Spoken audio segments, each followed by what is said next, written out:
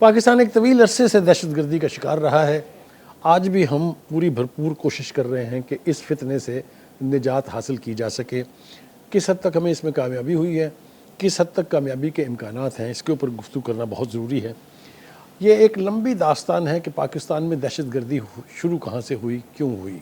اس میں کچھ ہمارے سابقہ حکمرانوں کی غلطیاں ہیں اور کچھ ہم نے امریکہ کا اتحادی ہونے کا نقصان بھی اٹھایا ہے۔ جو سوویت یونین کے خلاف جو جنگ تھی جب کے دور میں جس کا آغاز ہوا تھا، اور پھر اس کے بعد جو افغان مہاجرین کی ہم نے مہمانداری کی، وہ اور بہت سی دیگر وجوہات ایسی ہیں جس کی وجہ سے ہم آج تک اس فتنے سے دوچار ہیں۔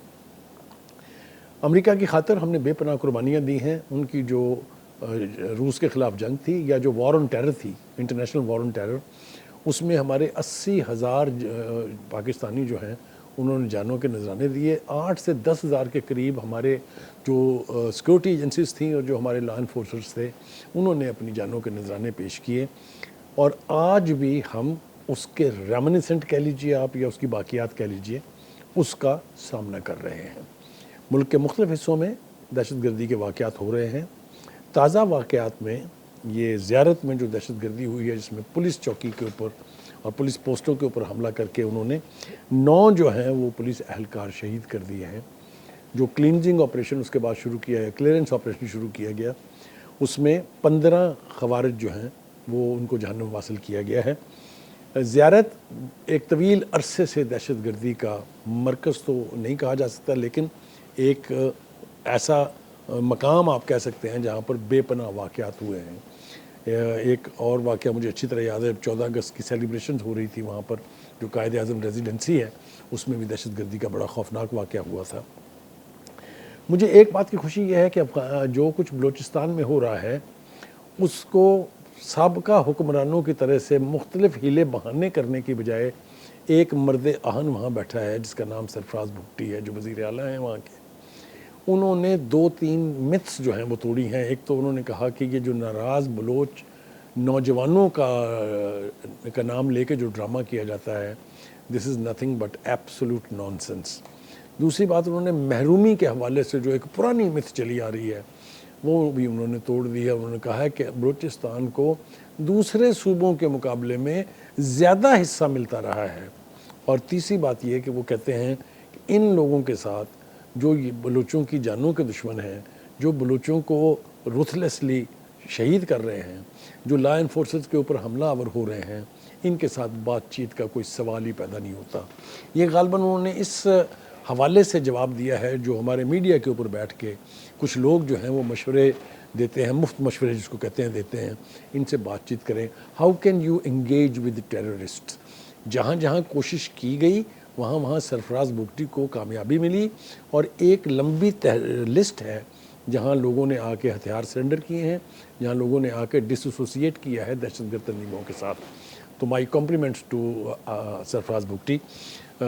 دوسری طرف ہم دیکھیں تو کے پی کے کے اندر بھی بہت زیادہ ساؤتھ وزیرستان ہو، نارتھ وزیرستان ہو، وانا ہو، اس طرح کے جو دیگر علاقے ہیں وہاں پر دہشت گردی کی سیریز چلی ہے۔ ایک آدھا واقعہ جو ہے آئسولیشن نہیں بلکہ بے پناہ واقعات وہاں پر ہوئے ہیں۔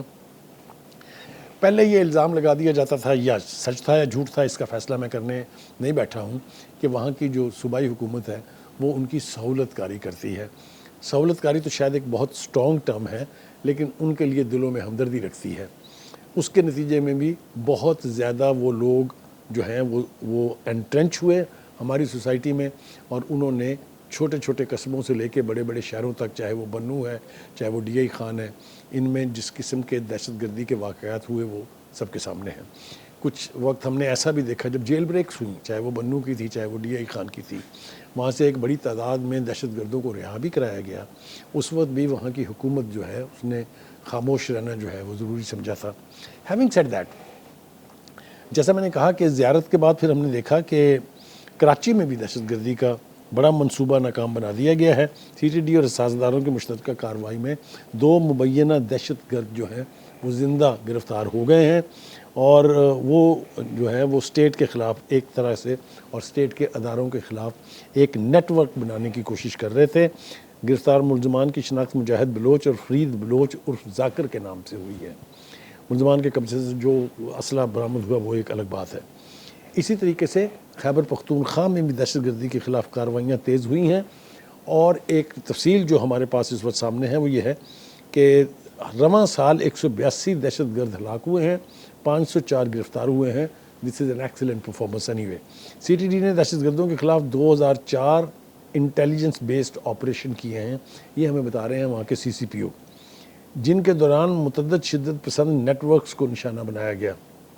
गिरफ्तार होने वालों में 14 इंतहाई मतलूब कमांडर भी शामिल है। मैं कहना ये चाह रहा हूँ कि ये नहीं समझना चाहिए कि दहशत गर्द कामयाब तरीके से आके वारदातें करके जा रहे हैं, जिसका रिज़ॉल्व जो है इजहार किया था हमारे field marshal general Asim Munir ने कन्वेंशन सेंटर में अपनी तकरीर के दौरान, कि ये मुट्ठी भर लोग जो हैं ये पाकिस्तान की तकदीर का फ़ैसला नहीं कर सकते, ये कश्मीर का फ़ैसला नहीं कर सकते, ये दीगर जो इलाके हैं आज़ाद कश्मीर है उनका यानी इन्हें इजाज़त नहीं दी जा सकती कि वो इन इलाकों में दहशत गर्दी करें या वहाँ पर निज़ाम को मफलूज करने की कोशिश करें।